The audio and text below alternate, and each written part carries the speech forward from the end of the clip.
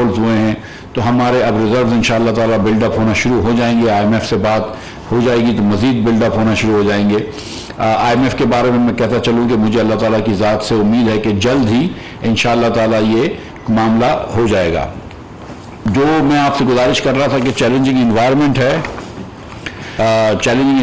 है, वो बिल्कुल है। थोड़ा सा तो एक बादल ढले हैं। घी और तेल की जो कीमतें इंटरनेशनली एक रिकॉर्ड पे आ गई थी, $1700 पर टन पे पहुंच गई थी, वो अब गिर के वापस $1000 टन पे आ गई हैं। तो हम उम्मीद करते हैं कि बहुत जल्द 100-150 रुपए घी जो है वो सस्ता हो जाएगा और इंशाल्लाह 350, 350, 450 रुपए किलो घी मिलना शुरू हो जाएगा।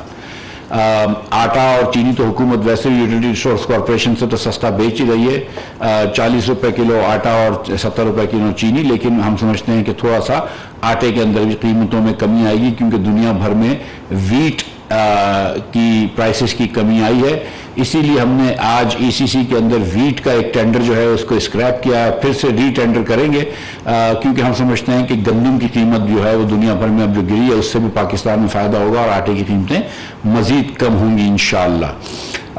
तो चीज़ें बेहतर हो रही हैं। जितना जितना अरसा इमरान खान की हुकूमत दूर हो जाएगी, 2-3 महीने दूर हो गई है, जितना अरसा निकलेगा इतनी बेहतरी आना शुरू हो जाएगी, क्योंकि जितना अरसा निकलेगा इतना इनकी नाअहली का असर जो है वो हुकूमत पे कम से कम रहेगा।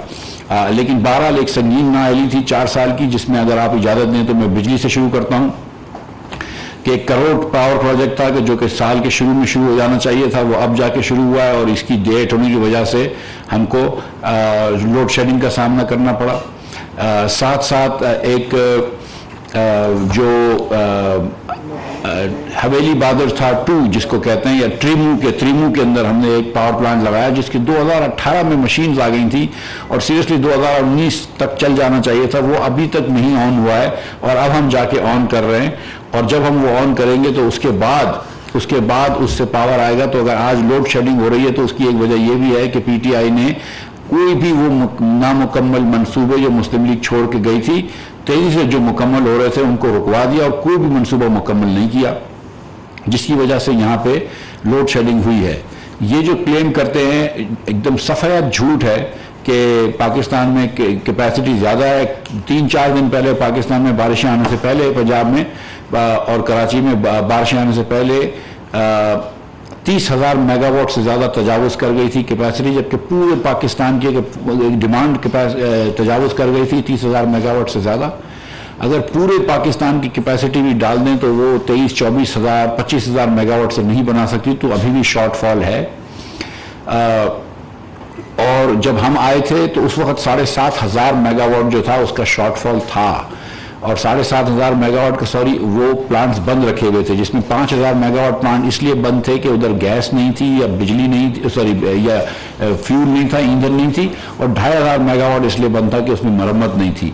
ये हमने फिल फॉर उसकी मरम्मत कराई, जो 2,500 मेगावाट नहीं थे, और जो मेगावाट्स और जो 5,000 मेगावाट ईंधन की वजह से कम थे उनको भी हमने ऑन करवाया ईंधन मंगवा के।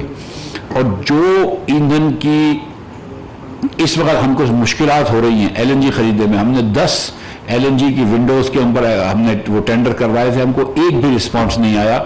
और उसकी वजह यह है कि आजकल मार्केट इतनी सख्त हो गई कि कोई रिस्पांस नहीं देता। और अगर PTI की हुकूमत काश PTI की हुकूमत ये सौदे कर चुकी होती, जबकि $4 की मिल रही थी, तो आज पाकिस्तान में ये बहरान नहीं आता, जो कि अच्छी समझदार होशियार हुकूमतों ने किया है, कामयाब हुकूमतों ने किया है। लेकिन इस नाअहल हुकूमत ने सिर्फ हमको पकड़ा, जो हम 10% या 13% में सौदे करके गए, हमको जेलों में डाला। जिन सौदे की वजह से आज पाकिस्तान चल रहा है, जिसमें पाकिस्तान में बिजली है, जो सौदे मियां नवाज शरीफ के ज़माने में शायद अब्बासी ने किए, जिन सौदों की वजह से आज पाकिस्तान चल रहा है, उन सौदों की बुनियाद पर हमें जेल में डाला और फिर खुद जो है वो $36 की स्पॉट पर ख़रीदते रहे। आज वो भी नहीं मिल रही, मगर इसके बावजूद भी अल्लाह की मेहरबानी से जितनी पिछले साल PTI ने बिजली बनाई थी, हम उससे 4-4, 5-5 हज़ार मेगावाट रोज़ ज़्यादा बना रहे हैं, क्योंकि हम एफिशिएंटली बना रहे हैं। कोई जब से हम 3 महीने से आए, कोई एक आवाज़ नहीं आई है अल्लाह की मेहरबानी से कि कहीं एक जगह पे भी मेरिट ऑर्डर को वायलेट किया और नहीं किया है। ये रोज़ मेरिट ऑर्डर को वायलेट करते थे, महंगा प्लांट चलाते थे, सस्ता बंद करते थे। हमने ऐसा कुछ नहीं किया।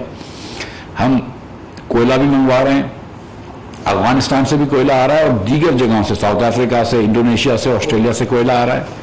हम फर्नेस ऑयल भी मंगवा रहे हैं, वो भी आ रहा है। हम जहाँ पे हमको गैस LNG मिलती है, जो एग्जिस्टिंग सौदे हैं वो भी ले रहे हैं और नए सौदे की कोशिश कर रहे हैं, वो भी हो रहा है।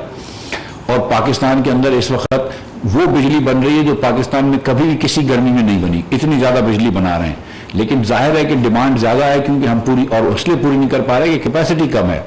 अगर PTI ने कैपेसिटी पे कुछ काम किया होता और नए नए प्लांट्स नहीं लगाए होते, लेकिन वही प्लांट्स मुकम्मल कर लिए होते जो हमने लगा के गए थे, जिसको हमने इब्तिदा कर दी थी या काम कर रहे थे, तो आज ये मसला नहीं होता। कल इंशाअल्लाह ताला, कल आने वाली कल या अगले 2 दिनों के अंदर एक न्यूक्लियर प्लांट कराची में और चल जाएगा 1100 मेगावाट का, तो उससे इंशाल्लाह रिलीफ मिलेगा।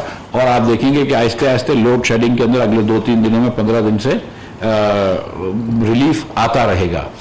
ये मैं इसके साथ साथ ये भी बताता रहूं कि प्राइम मिनिस्टर साहब ने एक सोलर बिजली पे भी इनिशिएटिव लिया है, और उसकी भी आज आपको तफसील से बात बताई जाएगी। बात जो पॉलिसी सोलर की बना रहे हैं, जिसके तहत मेरे ख्याल से 6000 मेगावाट नया सोलर पाकिस्तान में लगाया जाएगा, जिससे कि कॉस्ट भी कम होगी और थोड़ी कैपेसिटी भी बढ़ जाएगी।